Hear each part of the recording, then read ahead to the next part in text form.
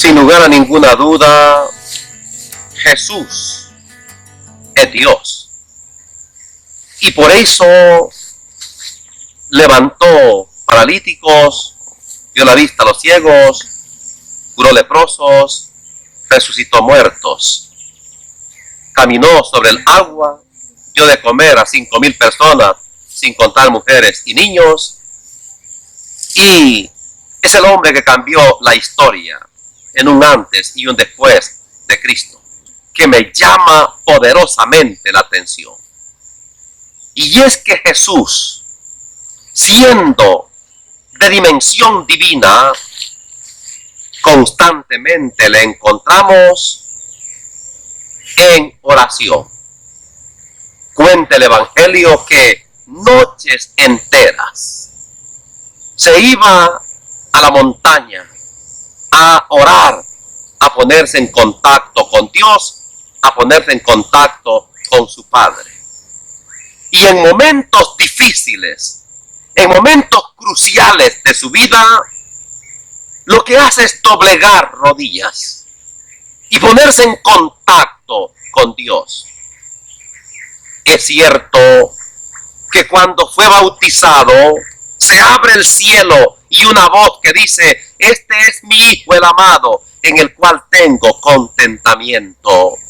Pero también es verdad que le encontramos en el Monte de los Olivos, angustiado, desesperado, sudando sangre. Y entonces nos dice que se fue a orar y decía: Padre, si es posible, aparta de mí este cáliz, pero que no se haga mi voluntad, sino la tuya.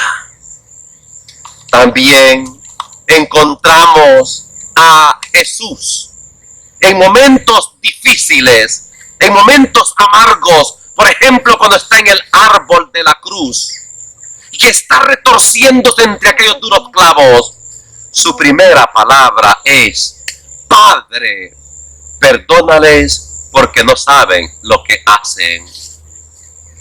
Queridos hermanos y hermanas, Jesús nos enseñó que incluso en momentos difíciles, en momentos cruciales de la vida, clamemos a Dios y le llamemos Padre. Cuando está abandonado, cuando está solo, cuando está sufriendo amargamente, tiene la convicción de que Dios está de su parte y por eso le dice: Padre, perdónales porque no saben lo que hacen.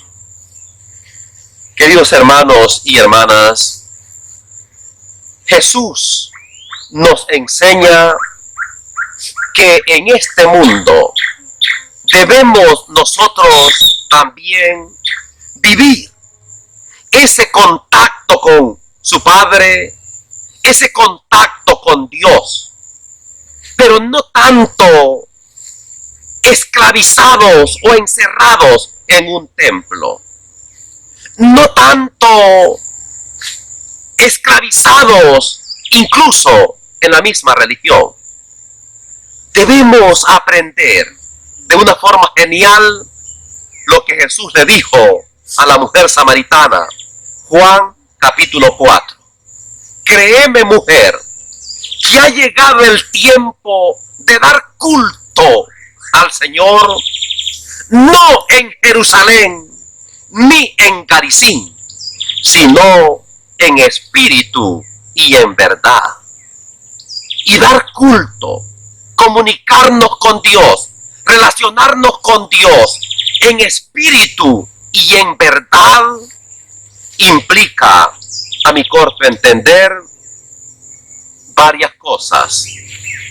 En primer lugar, no hacer esa separación entre lugares sagrados y lugares profanos.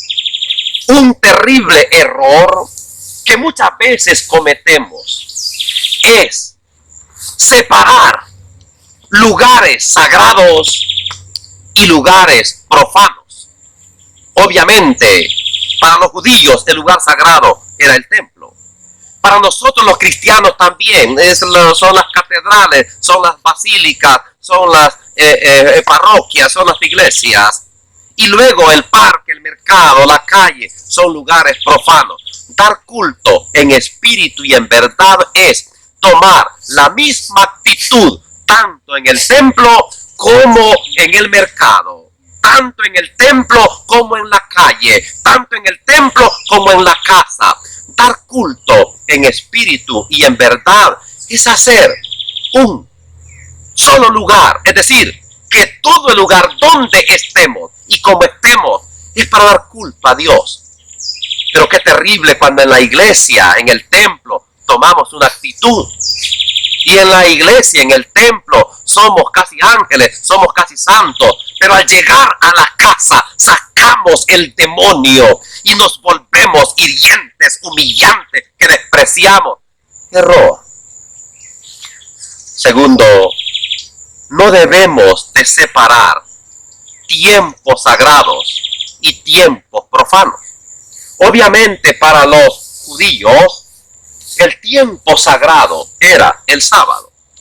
Para nosotros los cristianos es el domingo y luego Cuaresma y Semana Santa. Esto es importante hacerlo resaltar. El error está en ser cristianos y en ser hijos de Dios y tomar una actitud en este tiempo que consideramos sagrado y luego los demás días, los demás meses son tiempos profanos.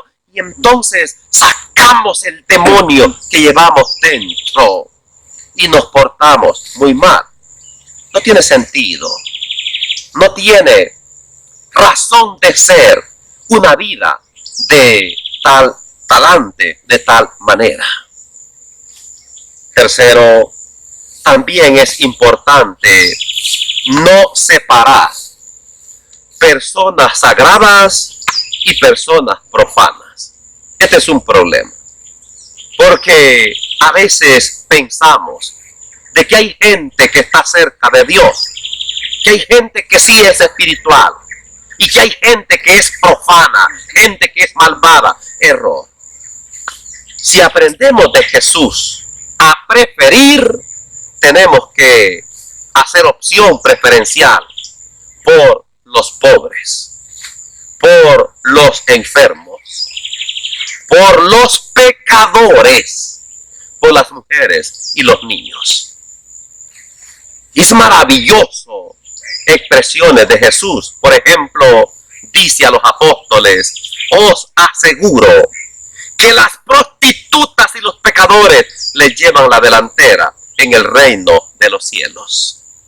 Y Jesús en este mundo nos enseñó a hacer opciones preferenciales no por grandes personalidades religiosas, sino por los mismos pecadores, por los mismos pobres, por los enfermos, por las mujeres, los niños, por aquella gente que no pintaba para nada.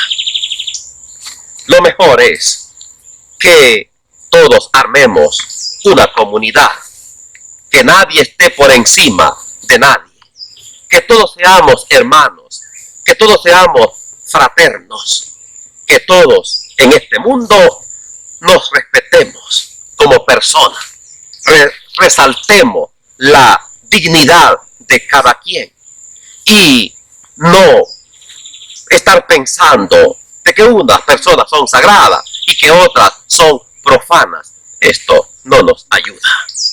Todos en este mundo somos templo y sagrario del Espíritu Santo. Todos somos creados a imagen y semejanza de Dios. Todos somos creados poco inferior a los ángeles. Ave María Purísima. Queridos hermanos y hermanas, permítanme agradecerles de todo corazón la fineza, la amabilidad que tienen de compartir, de escucharnos, de comentar nuestras breves reflexiones. Al mismo tiempo les invitamos a seguirse suscribiendo, toque la campanita y domingo a domingo les notificamos una breve reflexión. Que el Señor les bendiga.